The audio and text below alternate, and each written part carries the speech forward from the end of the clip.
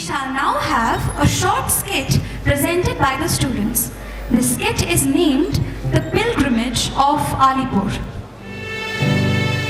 Free India was born on August 15th, 1947. Sri Aurobindo was born on August 15th, 1872. August 15th, 1947, Sri Aurobindo said, marks the beginning of a new age. We can make it an important date in a new age opening for the whole world. That these two events fell on the same day was surely the sanction and seal of the divine upon the work of Sri Aurobindo.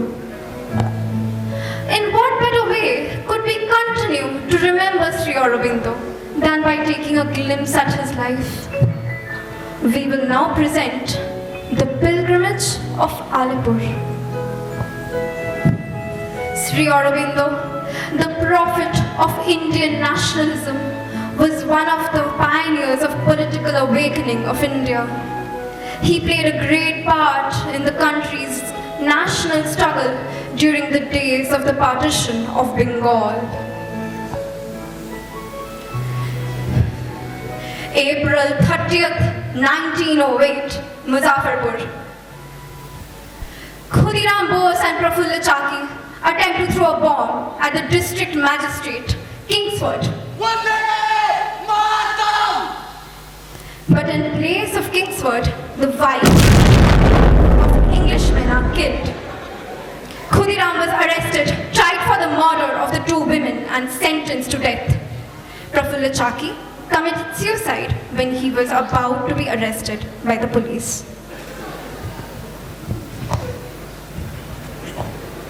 May 2nd, 1908.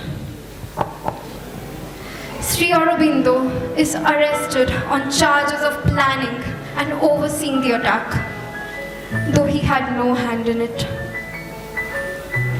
Sri Aurobindo is taken to the police station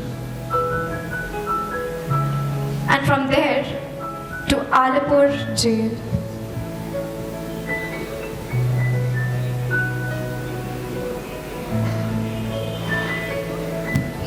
He says, I faltered for a moment and cried out in my heart to him, "What is this that has happened to me?" He spoke to me and said, "The bonds you had not the strength to break, I have broken for you. I have had another thing for you to do, and it is for that I have brought you here." When I went to jail, the whole country was alive with the cry of Vande Mataram, Vande Mataram, and alive with the hope of a nation, the hopes of millions of men who had newly risen out of degradation.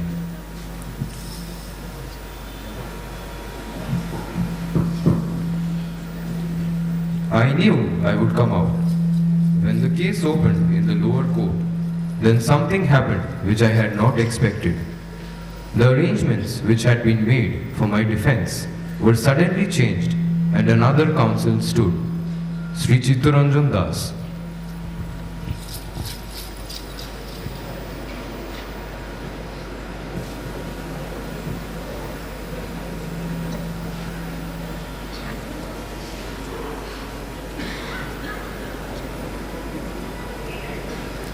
Long after this controversy will be hushed in silence.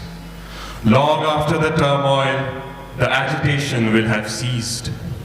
Long after he's dead and gone, he will be looked upon as the poet of patriotism, as the prophet of nationalism, and as the lover of humanity. Long after he's dead and gone, his words will be echoed and re-echoed, not only in India, but across distant seas and lands. Therefore I say, the man in his position is not standing before the bar of this court, but before the bar of the High Court of History.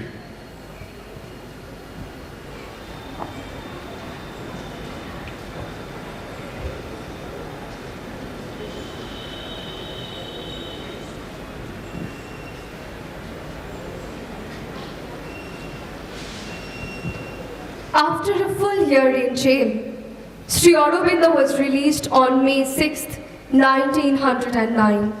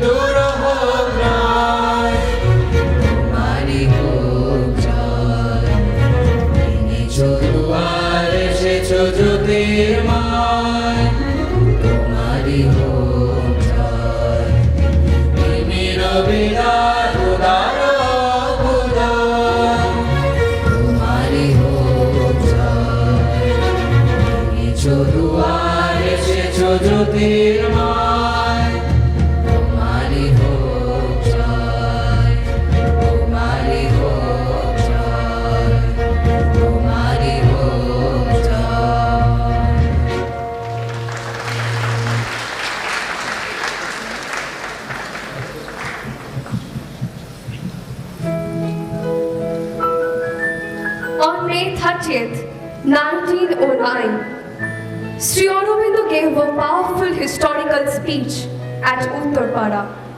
In this speech, he spoke of his experiences in prison. It was in the jail that he had received the divine message.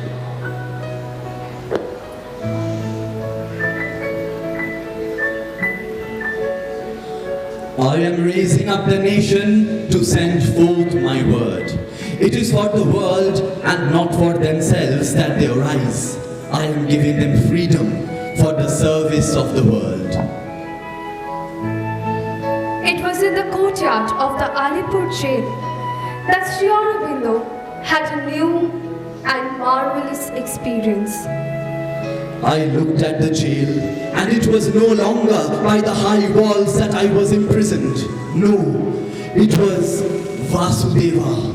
It was Narayana who was guarding and standing sentry over me. I looked at the prisoners in the jail, and as I looked at them, I saw Vasudeva. It was Narayana whom I found in those darkened souls and misused bodies.